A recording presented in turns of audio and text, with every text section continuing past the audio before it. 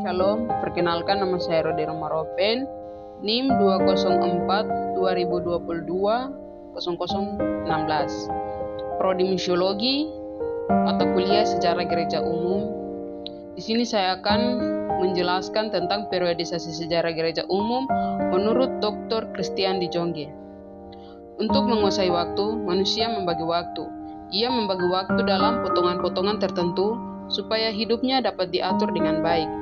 Demikianlah di perkembangan pembagian waktu dalam tahun, bulan, minggu, hari, jam, dan seterusnya.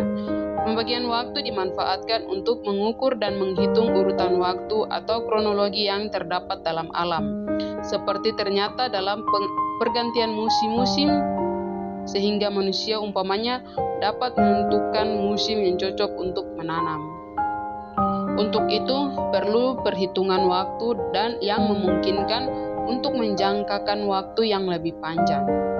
Dari Perjanjian Lama, kita kenal perhitungan tahun menurut tahun pemerintahan salah satu seorang raja, sehingga kronologi ditetapkan oleh urutan-urutan raja-raja Israel. Sebab sejarah gereja sudah berlangsung sejak jemaat-jemaat pertama didirikan, yaitu hampir 20 abad lamanya. Tidak mungkin lagi menguasai semuanya sekaligus, sehingga perlu periodisasi pembagian ke-20 abad ini dalam potongan-potongan yang lebih kecil. Periodisasi semacam ini harus memenuhi dua syarat. Pertama-tama, setiap periode harus dibatasi dari periode lain dengan tahun atau peristiwa tertentu.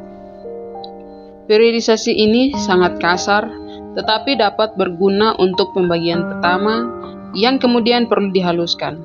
Dengan tahun-tahun kita dapat yang pertama, gereja kuno dari tahun 30 sampai 590. Yang kedua, gereja pada abad pertengahan 590 sampai 1492 atau 1517.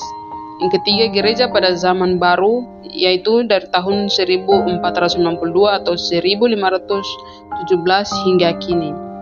Sejarah gereja dimulai dengan didirikannya jemaat-jemaat yang pertama sekitar tahun 30. Sebagai titik balik, kemudian ditunjukkan oleh tahun 590 dan 1492 atau 1517. Sampai abad ke-6, gereja pada umumnya berada di dalam lingkungan Kekaisaran Roma.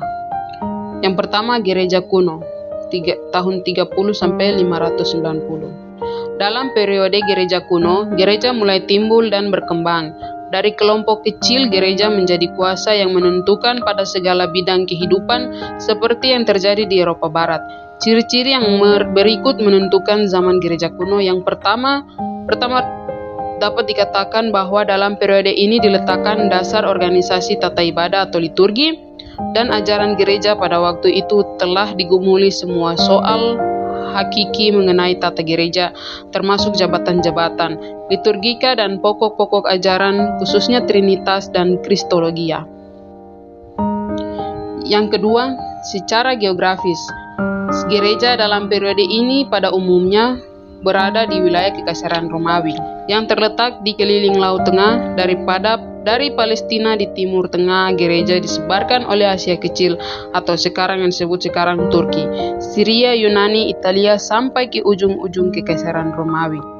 Yang kedua, abad pertengahan dari tahun 590 sampai 1492 atau 1517. Hal ini mulai ketika kuasa Kekaisaran Romawi hilang sebagai kuasa yang mempersatukan Eropa, dan situasi ini dapat berlangsung terus sampai akhir zaman pertengahan, waktu kekuasaan politik seperti negara-negara nasional mulai menuntut haknya untuk mengatur kehidupan masyarakat. Gereja tidak lagi terbatas pada Eropa dan Timur Tengah seperti dahulu.